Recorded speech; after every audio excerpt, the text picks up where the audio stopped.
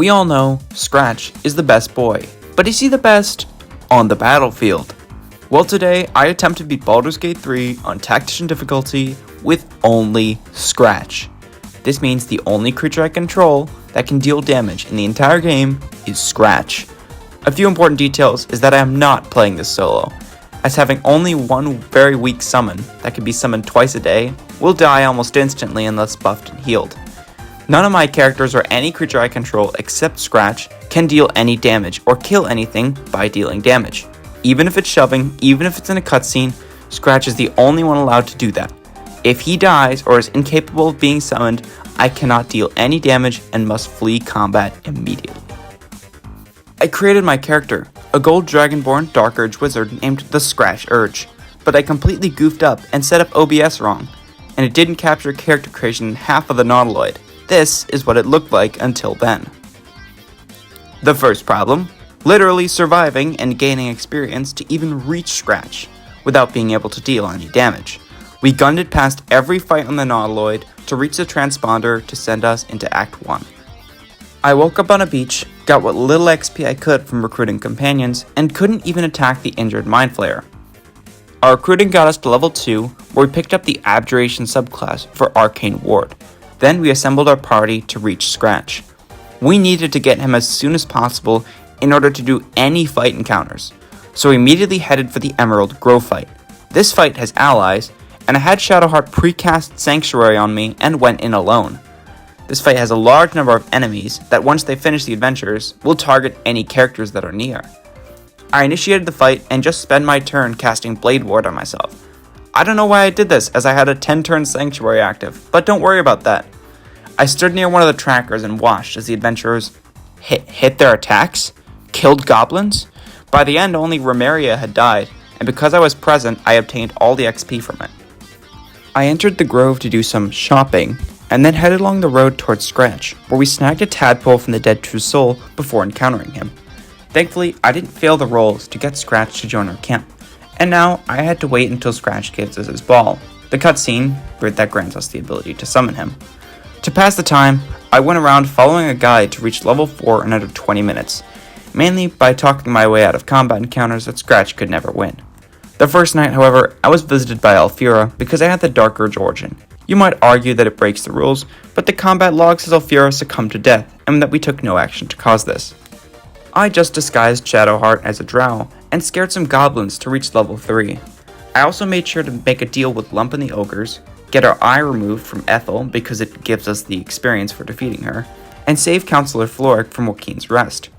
I basically did any quest that didn't involve me killing anything, and after parlaying with the Gith and talking to some people in the Emerald Grove, we reached level 4, where I make sure to pick up Hold Person and Enlarge, as well as increasing his intelligence to 18.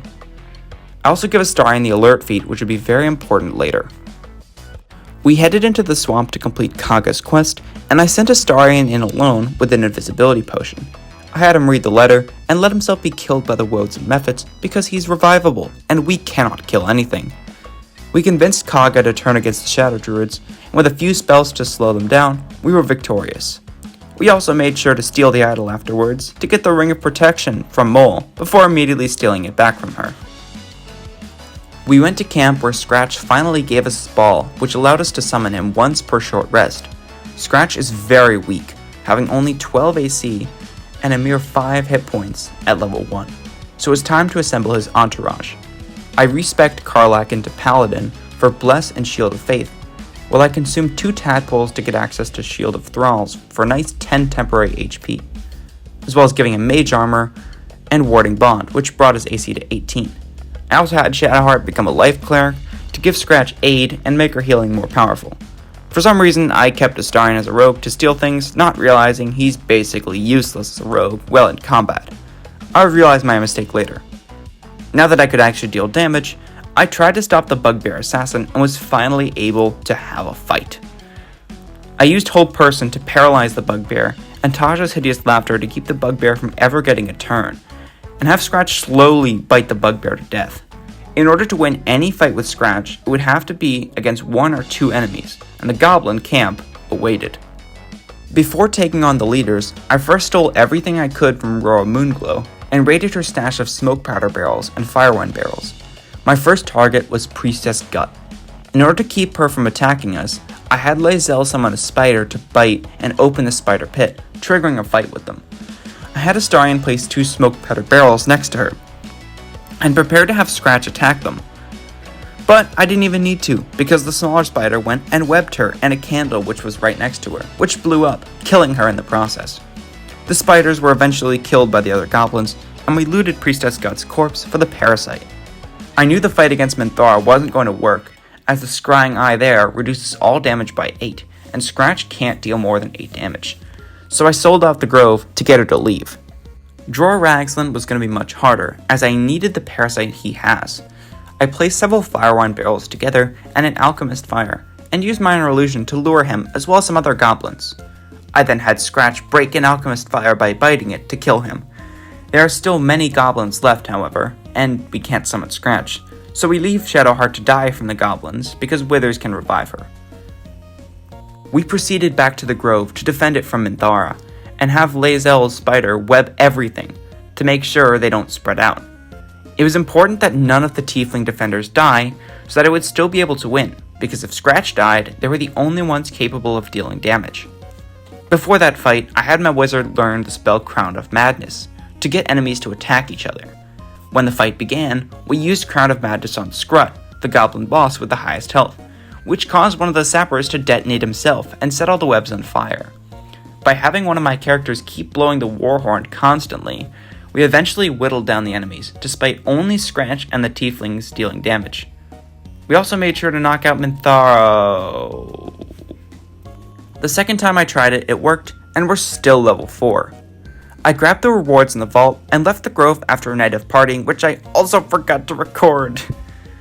I grabbed the chest from the cave in the Risen Road and brought it back to the Zentrum, only to immediately steal it back after getting the reward. I then proceeded into the Underdark, aka Hell. This place would be the best place to reach level 5, but I wasn't even a quarter of the way there. Then I remembered there were more things to do from the Underdark, so it wasn't as hard later. I backtracked to Auntie Ethel because I wanted her hair. I entered the basement and used Crown of Madness on the Mask of Vengeance to kill the Mask of Servitude. I slowly got everyone down past the poison clouds into the hag's lair. I needed to make sure Auntie Ethel never gets a turn, or she would summon her mask slaves, and any ambush would be impossible. If I had killed her mask slaves, that would be even worse, as she'd summon tons of clones. We snuck through her lair and activated the mushroom circles, so we could get back to camp and gather several firewine and oil barrels.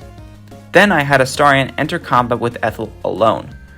Because he's a rogue with the alert feat, he can go into combat first with her, and he will take his turn first. I shuffled my explosive barrels to Astarion, so he could set up an explosive barrel trap around Ethel.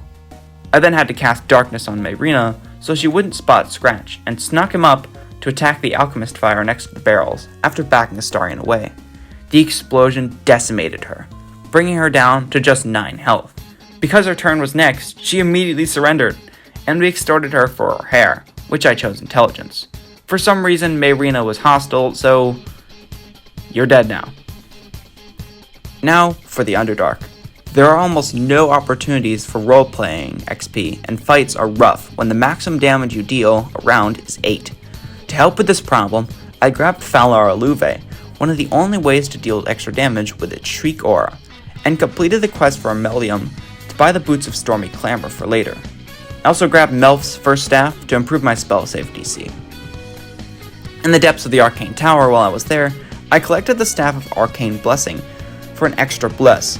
This would be helpful, and I assumed it worked on Scratch. It didn't work the way I thought it did. The Dwargar invaders were next to die, so I tried luring them near the Hook Horrors, assuming they would fight each other, with minor illusion, leaving only Lurgan remaining. I had my character try to use whatever possible to incapacitate him, while Scratch just kept biting him. After a long time of 35% chance misses, we finally beat them. We collected our rewards from Sovereign Spa, and proceeded across the lake to Grimforge without doing Sovereign Glut's quest. We persuaded Corsair Greymon to let us through, finally reaching level 5, where I picked up Glyph of Warding and Counterspell. I also respec'd Astarion into Bard for Bardic Inspiration and gave him the Boots of Stormy Clamor, which would be important later. I once again sided with Elder Brithvar and the other rebels, and snagged the rune powder barrel from Philomene, after a few tries. I also got the Protectee Sparks wall for an extra +1 to spell save DC. I wouldn't really use the lightning charges thing, but the spell save DC is amazing. I freed Nier and got help from the rebels, but not dealing any damage makes it really hard to survive. So I grabbed Karlach as a paladin and had her square off against Nier. The fight began very well as I successfully paralyzed the archer where I was and had Scratch bite her to death without even getting a turn. The Absolutists and Dwergar battled each other, where I had Karlach stall Nier, and had Astarion keep using True Strike for stacks of Reverberation. Yes, I am stealing a combo Fracture made, and I feel no remorse for doing so. Our allies eventually finished Nier and the others, and we proceeded into the Ancient Forge. The Grim fight was going to be very hard on its own, but I had a plan. My characters would focus entirely on keeping Grim busy, the lava valve turning, and moving him under the hammer, and Scratch would just bite the lever to drop it down on him. Then the Mephits showed up. This wasn't much of a problem, as they weren't allies with Grim and targeted him, but eventually we ran the hammer down for the third time and crushed Grim with no casualties. Okay, one casualty. After we collected the adamantine armor, we headed into the mountain pass and the Githyanki Creche, reaching level 6 in the process. This granted me access to Projected Ward, the real reason I became an Abjurer wizard, which would allow me to shield Scratch, mainly Scratch, from damage as a reaction. This also gave Karlach Aura of Protection to grant all nearby allies a bonus on saves. On the way, I deceived an old lady into thinking an owlbear egg was a Githyanki egg, then proceeded into the creche after robbing her blind. I had Astarion disguised as a Githyanki to help us get into the creche, and we immediately headed for the infirmary. By passing 3 very difficult checks, we get access to the Awakened buff, which makes all of our Lith powers only cost bonus actions. I headed to the Kithrak and gave her the artefact so I wouldn't have to kill her, and rested before the Inquisitor fight. I'm not making the same mistake I did in No Items. Before I fought the Inquisitor, I went for the Blood of Lathander, and grabbed it with the Dawnmaster's Creche that I got.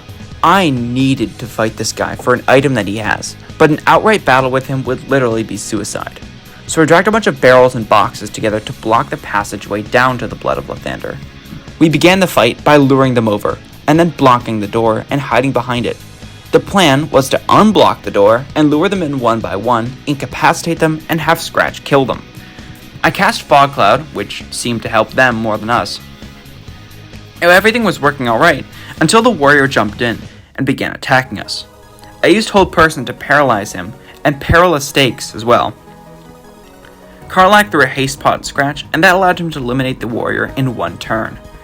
I lured the raider into the passageway next, and then pushed him in. What I didn't realize was one of the Ardents could also get in, and having 2 enemies there at once made things so much harder, especially with the raider, given they were able to deal massive damage in a single turn. But the Scratch Urge used Color Spray, a spell I never thought I would use, and Karlach used Brand the Weak.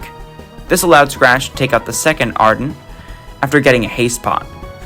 After the Ardent went down, the other Ardent for some reason went into a corner and refused to come out until the fight was over. After the raider went down, we only had 2 enemies left. Now I needed to let Wargaz in, because the other one was stuck. I quickly used Hold Person on him, as well as every other spell slot I had to hold him in place. Astarion used Falar Aluve, and we slowly, bite him with Scratch by attacking him over and over. But about halfway in, everyone in my party ran out of spell slots, trying to incapacitate him. The Scratch Urge used Bestow Curse Dread on him, which actually landed. This curse causes him to sometimes skip his turn. But even with the curse, he still has a free parry reaction that reduces any melee damage taken by 10. Scratch can only deal 8 damage. This was given because of his weapon, so I used a Scroll of Fear to get him to drop it. On his turn, he fell prone trying to run away, and Scratch dealt the killing blow. After 25 combat rounds, we finished the fight against the Ardent, who refused to come out of the corner. Vlaakith appeared and was understandably impressed that a small dog killed their greatest warriors, and frankly, I was too. We headed past the Death Shepherds with invisibility and reached the entrance to Act 2, proving you can beat Act 1 of Baldur's Gate 3 with only Scratch. If you've made it this far into the video, make sure to show your support however you like, by liking or subscribing. I'm trying to reach 1,000 subscribers, and with your help, we can. Also, go watch this amazing video that took me forever to make. I'm working on another solo run series that will come out soon. See you later.